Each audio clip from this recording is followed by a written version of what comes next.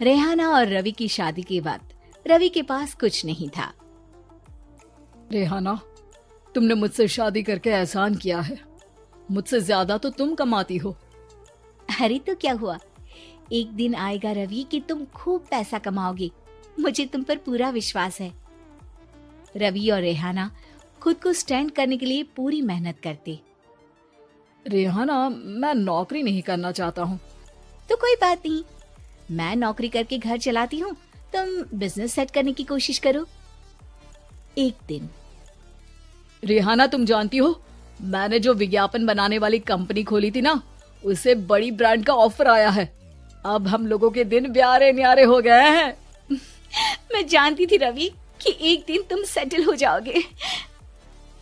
रवि का काम अच्छा चल जाता है। एक दिन वो रेहाना से कहता है, रेहाना, अब हम लोगों का बच्चा भी हो गया है। बहुत छोटा है वो, उसका ख्याल कैसे रखेंगे हम? कैसे क्या, मैं गांव से माँ को लेकर आ जाती हूँ। नौकरी से हाफ डे ले लिया करूंगी। अभी तो वो छोटा है, स्कूल जाने तक मैं मैनेज कर लूंगी।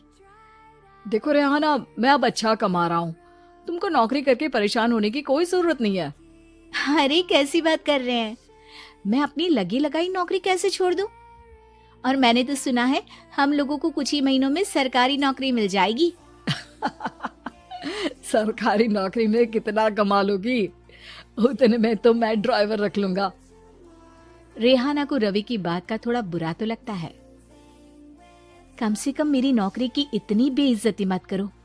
भूल गए, इसी नौकरी के बदौलत तुमने अपना बिजनेस खड़ा किया है। अरे वो तो मैं किसी के भरोसे भी कर लेता। देखो, अपने बच्चे को संभालो, घर का काम करो। अब बाहर जाती तुम अच्छी नहीं लगती हो। रेहाना रवि के कहने पर नौकरी तो छोड़ देती है, लेकिन अब बड़े से घर में उसकी कीमत किसी नौकर से कम नहीं होती। एक दिन रवि का दोस्त आता है। भाभी, हम लोग तो आपको तब से जानते हैं जब से आप लोग शादी होकर इस शहर में आए थे। आपकी बदौलत ही सारा बिजनेस खड़ा हुआ है। ये किस्मत तो आप ही की है भाभी।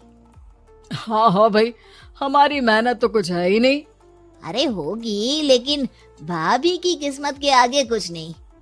दोस्त वहां से चला जाता है, लेकिन रवि का गुस्सा 7वें आसमान में होता है। देखा कैसे बोल रहा था? अरे बिल्कुल अच्छा आदमी नहीं है ये।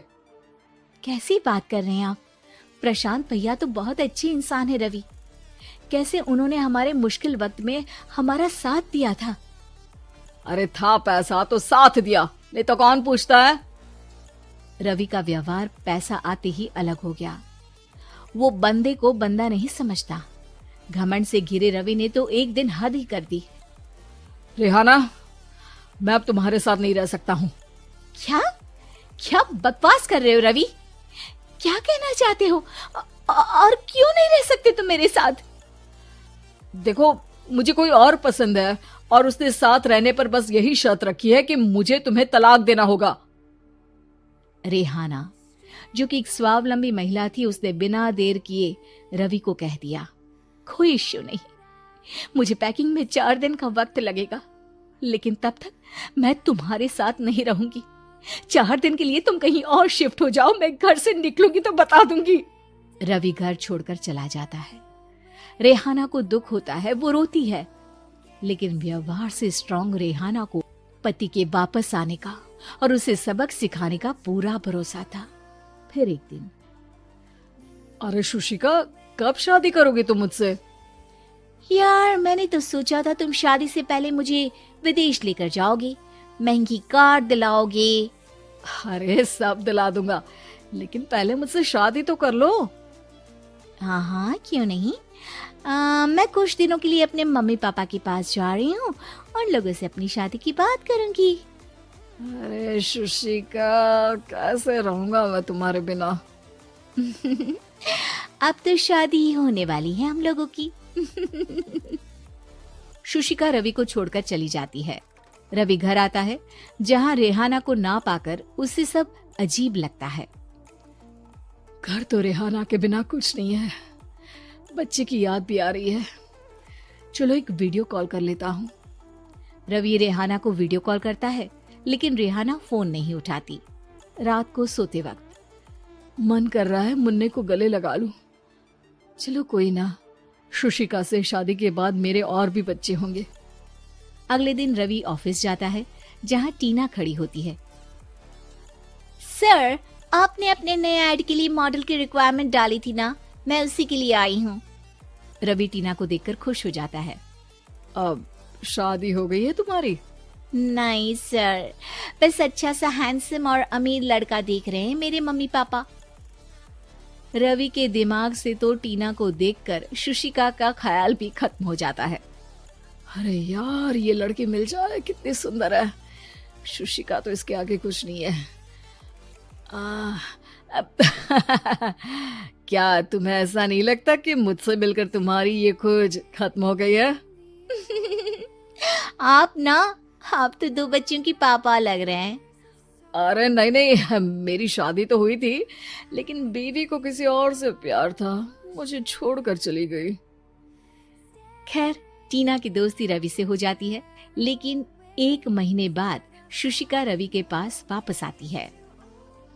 मेरे मम्मी पापा तुमसे मिलना चाहते हैं, लेकिन उन लोगों को ये मत बताना कि तुम पहले से शादीशुदा हो, और हाँ, शादी से पहले अपनी सारी प्रॉपर्टी तुमको मेरे नाम करनी होगी। अरे पागल, अब मैं तुमसे शादी ही नहीं करना चाहता। भला ऐसी लालची औरत से कौन शादी करेगा? तभी वहां टीना आ जाती है। रवि, ये पागल सी औरत कौन है? देखो, तुमने ही कह दिया ना पागल, तो पागल ही है। पता नहीं कौन है, कह रही है शादी कर लो, लेकिन शादी से पहले अपनी सारी प्रॉपर्टी मेरे नाम कर दो। बोल तो सही रही है। वैसे तुम जानती हो, मेरी एक सहेली है, उसके पति ने उसे पैसा आते ही छोड़ दिया, जबकि उसको खड़ा करने वाली ही मेरी सहेली थी। और मुझे भी भरोसा नहीं है, अगर मैं भी तुमसे शादी करूंगी तो तभी जब तुम मेरे नाम अपनी सारी प्रॉपर्टी कर दोगे। अरे हाँ हाँ, क्यों नहीं, बिल्कुल कर दूंगा। रवि और टीना की शादी की तारीख तय हो जाती है। वो अपनी सारी प्रॉपर्टी के कागज लेकर शादी वाली जगह पर पहुंचता है, लेकिन वहां टीना आती नहीं। रवि टीना को मैसेज करता है। कहाँ हो? सॉरी, मैं तुमसे शादी नहीं कर सकती, मुझे तुमसे भी ज्यादा पैसे वाला मिल गया। रवि को गुस्सा आ जाता है। वो गुस्से से सारा डेकोरेशन तोड़ रहा होता है कि वहां रेहाना आ जाती है। सर, क्या हो गया? क्या डेकोरेशन पसंद नहीं आई आपको? तुम यहाँ क्या कर रही हो? मैं यहाँ की डेकोरेटर हूँ। क्या आपको पसंद नहीं आई यहाँ की सजावट? रवि दौड़कर रेहाना के गले लग जाता है। मुझे माफ कर दो रेहाना। रवि रेहाना के गले लग जाता है और रेहाना टीना को थैंक्स का मैसेज करती है।